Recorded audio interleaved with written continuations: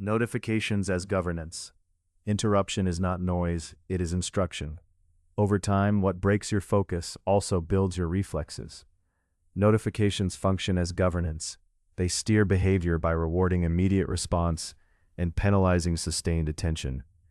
By governance, I mean a system of incentives and constraints that shapes choices without needing to argue for them.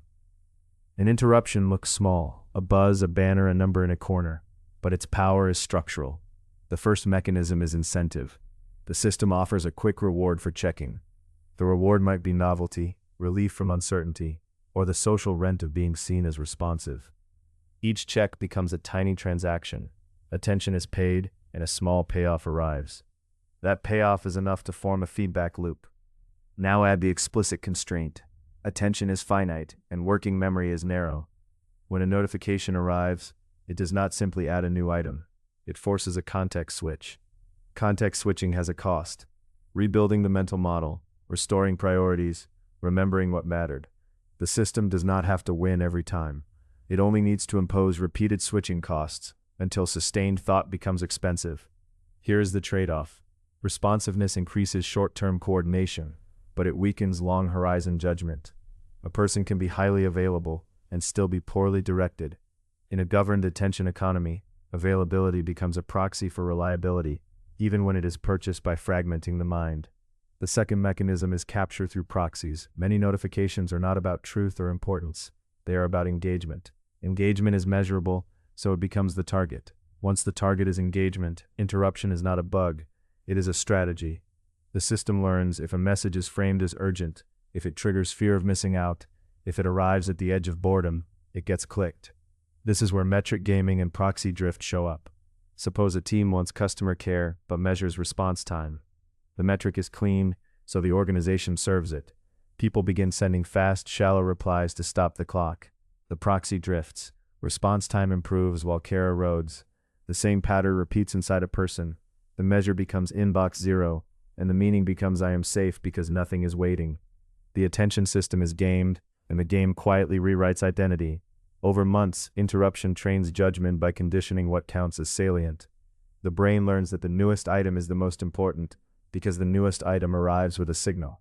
Repeated exposure builds a habit loop. Cue, buzz, routine, check, reward, relief, novelty, and then a deeper reinforcement, permission to stop the harder task.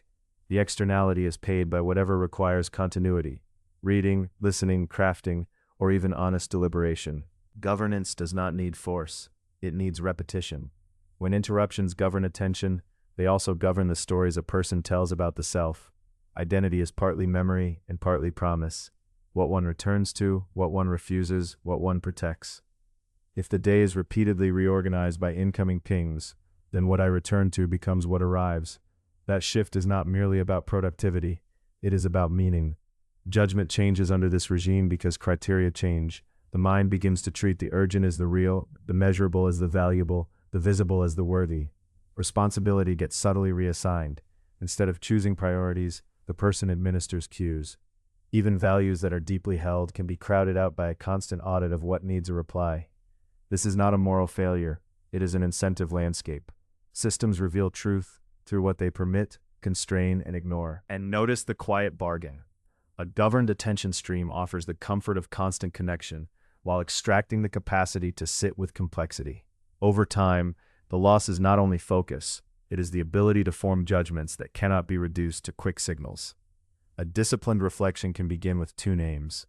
Name one metric you serve: speed, responsiveness, streaks, cleared cues, constant availability, visible activity. Then name one value that metric might erase: depth, patience, fidelity to a chosen task, careful speech, unhurried presence. It is worth considering what kind of person is produced by repeated compliance with interruption, and what kind of person is produced by selective refusal. Not as a performance, not as a badge, but as an accounting of incentives. What gets rewarded, what gets crowded out, what becomes normal. If notifications are governance, then identity is partly the record of what governs you. The point of reflection is not purity, it is clarity about the trade-offs you are already paying. Incentives do not care about your story, but they will write it if you let them.